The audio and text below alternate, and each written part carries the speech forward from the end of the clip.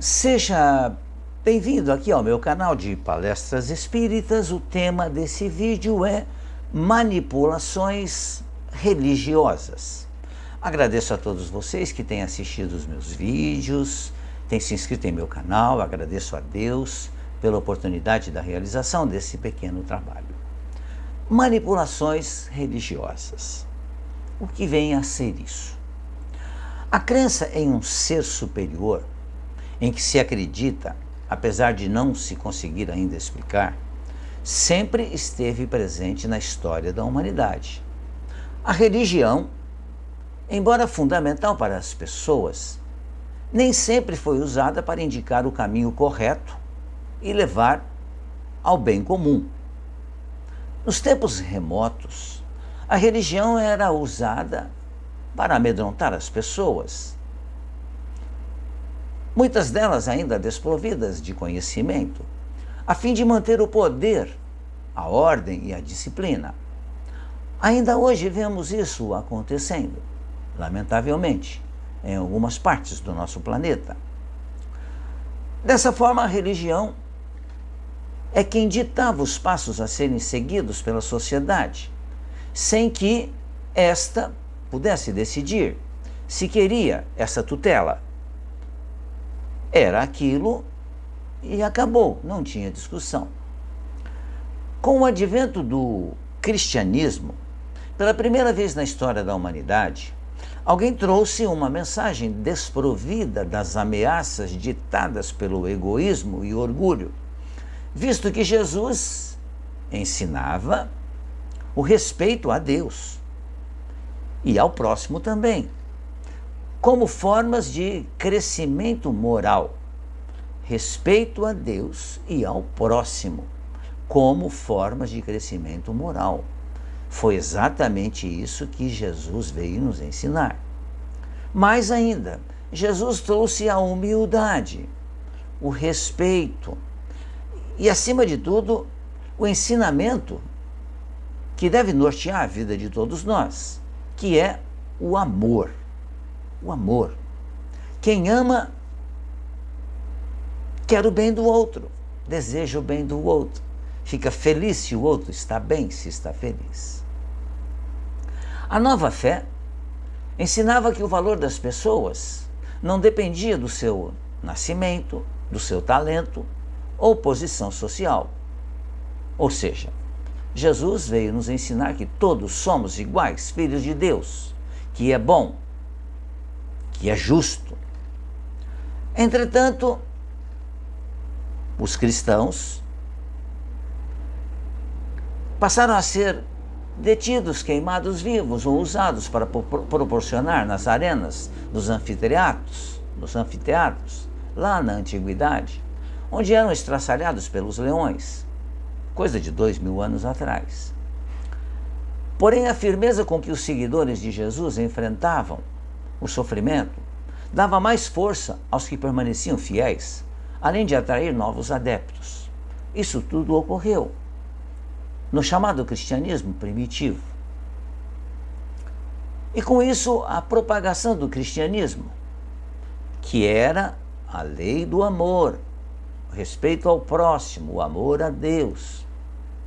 Com isso, a propagação do cristianismo se acentuou no século III, que vai do ano de 201 a 300 da era cristã, quando teve início o enfraquecimento do poderio do Império Romano.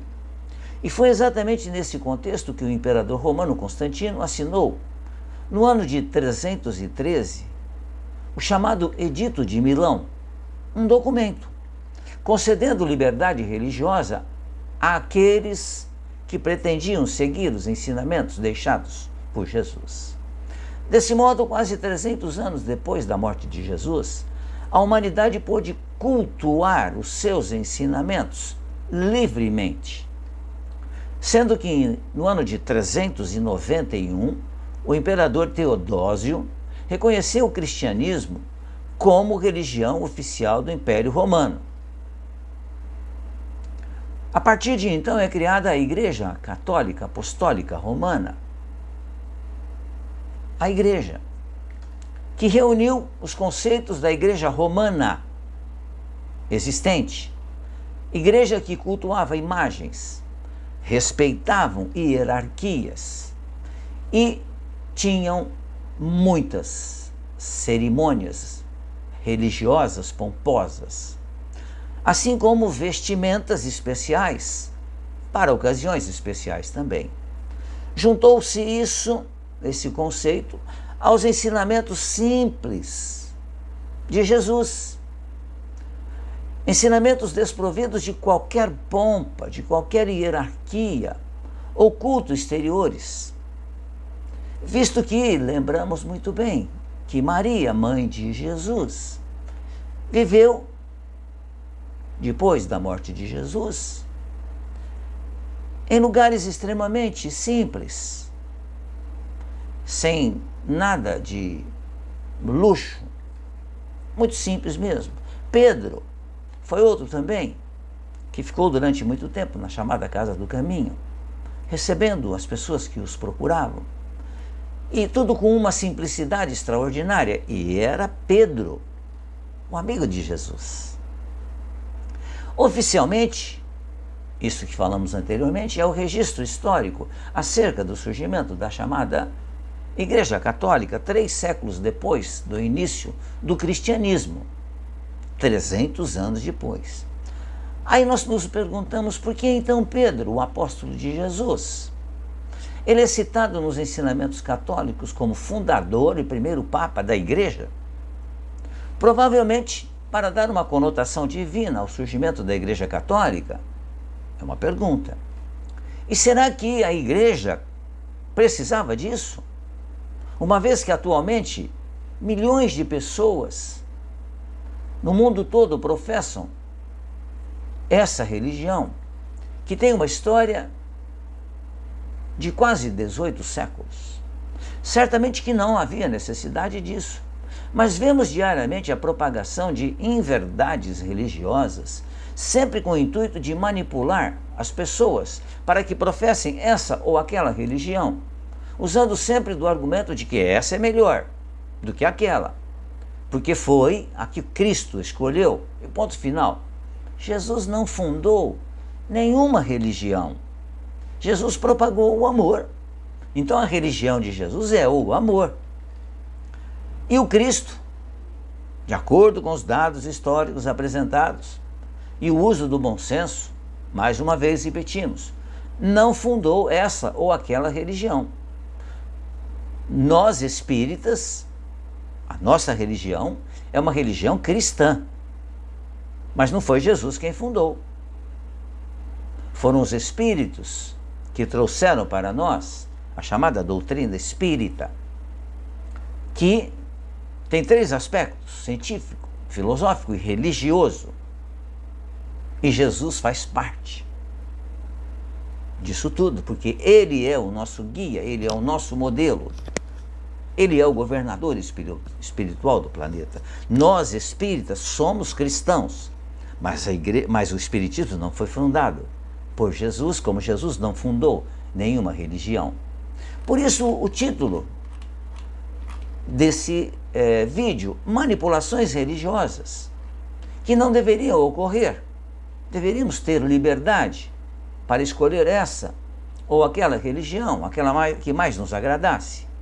Mas, muitas vezes, pela nossa própria ignorância, somos manipulados para isso. Não existe, dessa forma, para muitas religiões, a possibilidade de contra-argumentação, ou se aceita ou não se aceita, e ponto final.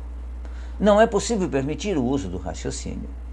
Felizmente, o desenvolvimento da humanidade, muito mais intelectual ainda do que moral, mas existe o desenvolvimento moral sim, tem permitido aos interessados conhecer os fatos reais da fundação das várias igrejas que ocorrem, das religiões existentes, mas aí sim desprovidas de fantasia, misticismo e explicações miraculosas ou fantasmagóricas. Entendendo também que as religiões têm importância, sim, mas é uma importância relativa, uma vez que a formação ética e moral do homem independe da sua tendência religiosa. Por isso ouvimos muitas vezes aqui, nas palestras espíritas, o dizer que existem muitas pessoas, muitos irmãos nossos, que, muito embora não professem nenhuma religião, são muito mais bondosos e mais equilibrados do que outros que professam essa ou aquela religião. A religião é importante, sem dúvida nenhuma, mas ela não é fundamental para que nós sejamos boas pessoas, bons espíritos. Reflitamos sobre isso, estudemos a história que está aí à nossa disposição através dessa ferramenta extraordinária que é a internet. Muito obrigado mais uma vez pela sua atenção. Fiquem bem, fiquem em paz.